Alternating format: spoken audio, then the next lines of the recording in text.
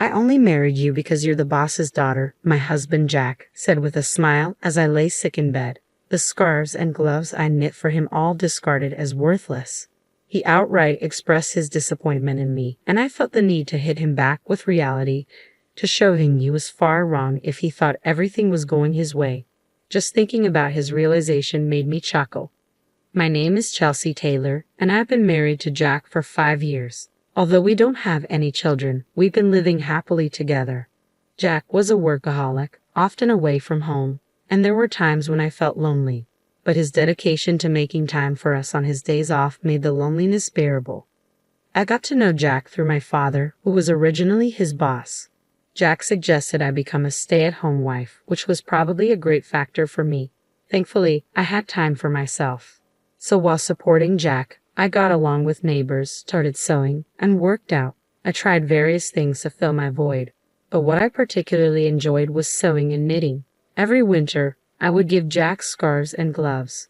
Even though the first ones were poorly made, I got better every year, to the point where Jack said they were as good as the ones you get from a store. Hearing my husband's kind words, I became more fond of sewing. Someday when we have a child, I want to sew together, I told Jack. He said, maybe I'll join in and learn when the time comes, and gave me a smile. Of course, I never cut corners in supporting my husband, doing housework, and prioritizing spending time together on his days off. Thanks to his high salary, I must have seemed to lead quite a privileged life from an outsider's perspective. I had no complaints about such a life, vaguely thinking that I would continue to live quietly with my kind husband and our future child. However, the first hint of a shadow over this peaceful living crept up about 2 years ago. I was waiting for Jack to come home as usual when I suddenly felt dizzy and fell. My husband, who had just returned from work, took me to the hospital. When I woke up, I found myself in a hospital bed. According to the conversation between Jack and the doctor, my symptoms weren't light and seemed to be something I'd have to deal with for life. Fortunately, it didn't mean an immediate threat to my life, but it could happen again. Under these circumstances, I was recommended to stay in the hospital until my body recovered somewhat fully. Seeing me anxious, Jack said, "Seems like you'll be hospitalized for a while, but it's all right. I'll come to see you whenever I have time off from work. So let's get through this together." With him holding my hand and saying these words, I felt my anxiety lessen. With my supportive husband by my side, I believed everything would be all right, even though I had no grounds for such a belief. Since then, Jack visited me almost daily, as he promised. He held my hand and asked me how I was doing. If I mentioned that my days at the hospital were boring, he would bring me my favorite sewing tools, and we would sew together and chat about trivial things that happened that day. Spending time teaching my clumsy husband how to sew was especially fun, and each time we did it, I was able to forget the boredom. However, such happy times in the hospital only lasted about a year. After handing over the yearly tradition of a hand-knitted scarf, the frequency of my husband's visits lessened. Now, it's good if he shows his face once every few weeks. At first, I thought my husband must be busy with work and continued my sewing, planning to give him the finished product the next time he came. According to the doctor, I was told that I would be discharged by the end of the year, so I thought I would give him some gloves. Then, I put all my feelings into making the gloves to make up for the time we had been apart. However, when my husband finally came to visit me after a long while, he looked at the gloves I handed him and coldly said, "You're still making these. It's frankly a nuisance." What he then handed to me was the scarf I had painstakingly knitted for him and a divorce paper. The scarf I had worked so hard on last year showed no signs of being worn. It was just as pristine as when I had given it to him.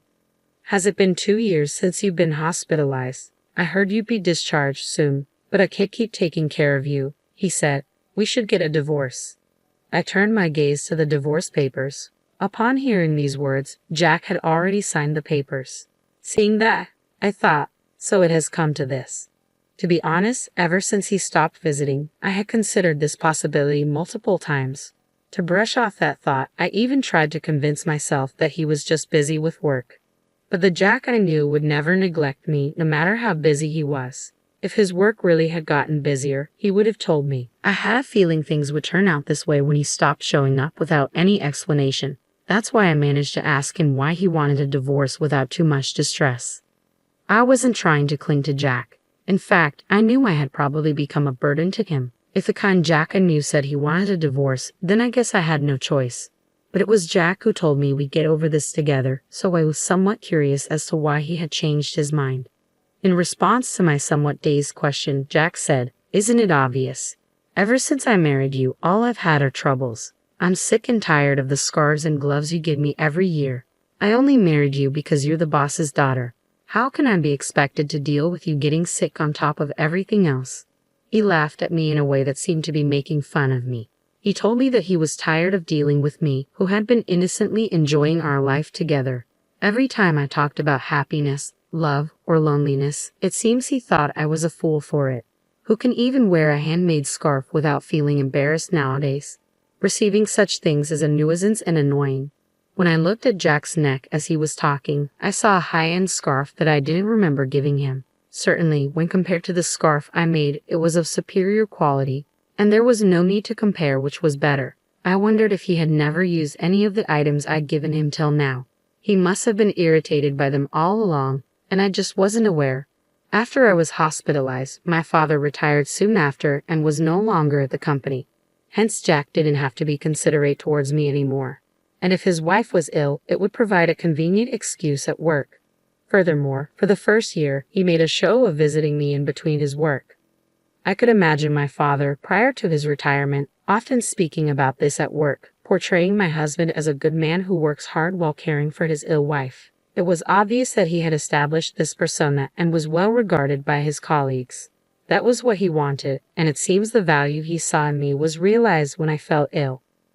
When I voiced these thoughts, my husband looked surprised and confessed, "Well, it did make work easier. When I spoke about you, everyone was sympathetic and treated me nicely. If I worked a little overtime, I was praised for being diligent and responsible. If I wanted to take a break, all I had to say was my wife is, and that was it." He admitted this without any sign of remorse. He had skillfully used my situation to his advantage in ways I wasn't aware of. As for my name's up for the next promotion, I mean, they're all idiots, but I have to thank your illness for that, he continued. As I listened to him with my eyes downcast, I lifted my gaze after he finished talking. What I saw was an ugly grin, and the man I loved was nowhere to be found. I understood that this was his true nature. Well, if I could be of help, that's good. We probably won't see each other again, so take care, I simply said, and handed back the divorce papers. He had no use for me after receiving them and quickly turned on his heel to leave. Thus our divorce was finalized, and I quietly wept. After some time, I was discharged from the hospital and returned home with my parents. When my father heard about what had happened, he raised his voice. "I never thought he would be that kind of guy," he said, but to me it didn't matter anymore. I calmed my father down and told him that I wanted to move back to my parents' home. Once I finished tidying up the house, my parents were understanding and told me to do what made me happy. For now, I decided to live with my parents. Before that, though, I decided to visit the house. Where I had lived with my husband, however, a problem arose. The front door lock wasn't working. Confused, my parents and I looked at each other and decided to ring the doorbell, only to be greeted by a stranger. In my bewilderment, I asked him about the situation, and he said he had bought the house a little while ago. It seemed he had been living there for a few months already and appeared to be happily living with his wife and child. My parents' anger only grew with this revelation, but I chose not to disturb the new family. I bowed my head and quietly left. However, I couldn't just let things be, so I immediately contacted my husband. He casually responded on the phone, "Ah, yeah, I sold it while you were in the hospital. I'm keeping the sales money as compensation. It was my house to begin with, so you have no complaint, right?" I couldn't help but let out a sigh at his nonchalant words. I wish he could told me sooner. From what I gathered from the new owner, the house had been sold quite a while ago. My husband probably put it up for sale about a year ago, around the time he stopped showing up. Even if he intended to divorce me at that point, selling the house without any discussion was just outrageous. Our divorce had already been finalized with the submission of our signed divorce papers. However, since I was in the hospital, we had agreed to discuss compensation and asset division after my discharge. We had planned a meeting for next week, but my husband had taken action on his own, which was just unbelievable. What was even more troubling was that my husband didn't seem to think he had done anything wrong. That's why I told him calmly over the phone, "You really don't know anything, do you?" "Huh? What do you mean?" he asked, sounding puzzled. To which I responded, "I'll explain in detail next week." and then I hung up. I smiled at my worried parents and told my father I had a favor to ask. I shared my thoughts with him and asked him to prepare for what was to come. I see. I've got it all prepared, the necessary documents. The discussion is next week, so there's not much time. But we'll manage somehow, my father said, offering a slightly troubled smile. As a father, he probably feels some guilt for recommending my husband to me. His anger at my husband seemed to fuel him to do whatever he could. I thanked my father and waited for the day of our discussion. Imagining my husband's face at that time brought a smile to my face for the first time in a while. With my father's help, I prepared for the meeting. The place we chose for our discussion was at my family's home. My parents and I sat in a line, with my husband sitting alone across from us. Surely, he knew that my parents were injured by the divorce, but he didn't seem to care anymore. He probably thought there was no longer a need to be mindful of my parents. His composure was unshaken, even a hint of a smile was visible on his face. His demeanor was nothing short of insolent.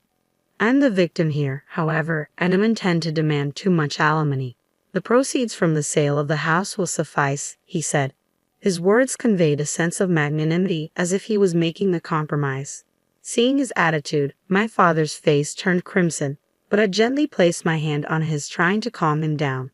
In this discussion, the one who would be at a disadvantage is not us, but my husband. Knowing this, there was no need for us to be unnecessarily upset. There's something important we need to discuss first.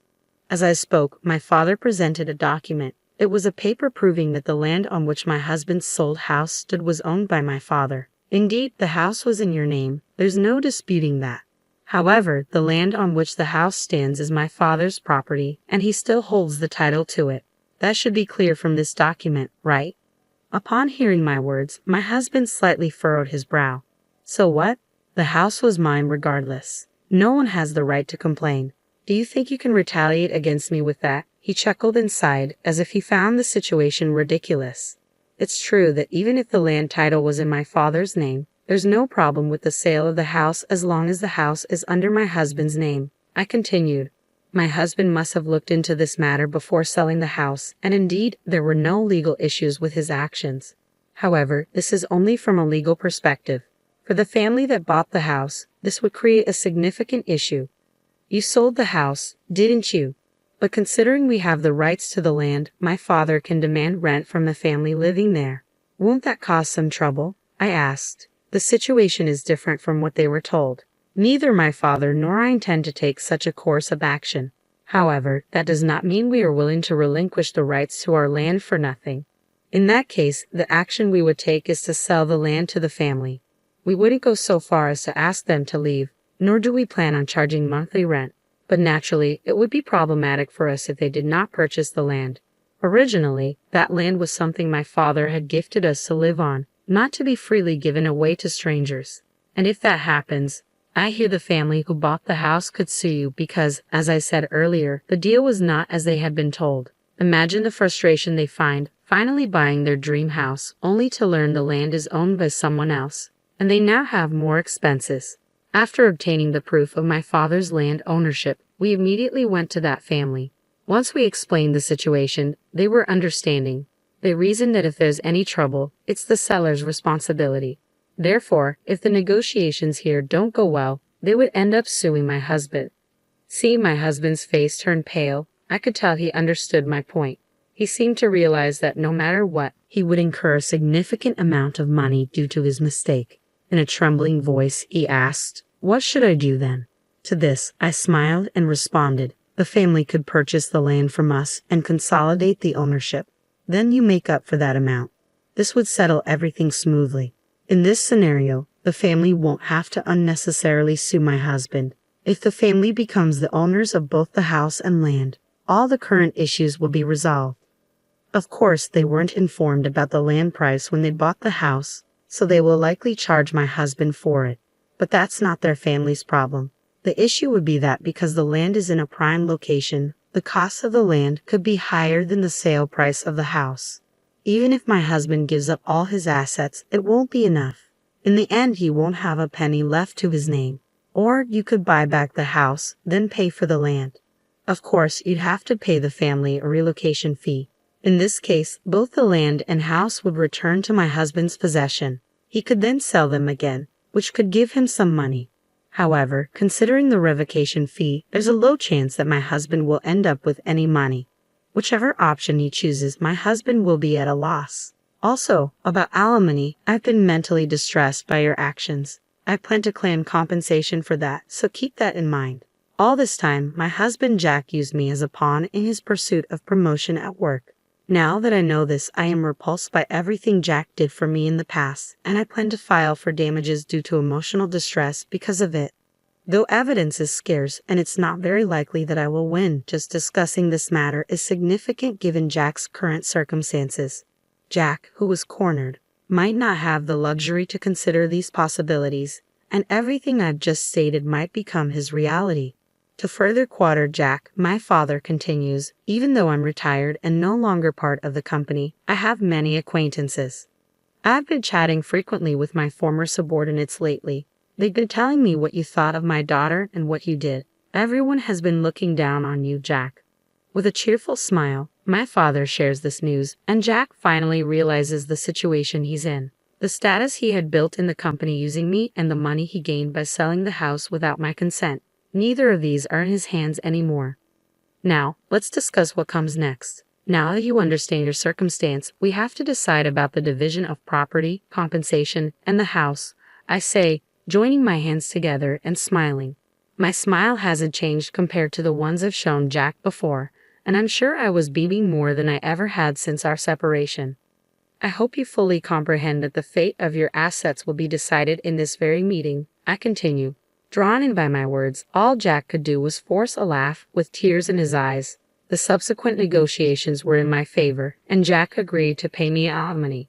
We also agreed that Jack would pay for the land where the house stands, and we later explained this to the family who bought our house. As a result, everyone except Jack benefited from these discussions, and Jack ended up losing everything. The rumors my father initiated began to circulate within the company, causing Jack to lose his standing, and his potential promotion was put on hold due to concerns raised by upper management. The rumors continued to spread, leaving Jack without a place to fit in, and soon my father informed me that Jack had resigned. I won't say that all of it was karma, but things gained through exploitation can vanish easily, given someone's intentions. What Jack thought he had achieved was merely transient. As for me, I'm currently living in my parents' house and running a sewing class. I can't say that my classes are jam-packed, but I've been able to earn a decent income thanks to attendees like my neighborhood wives and kids. While I couldn't make it happen with my own children, like I once told Jack, I've now realized that sharing the things I love with others indeed brings me happiness.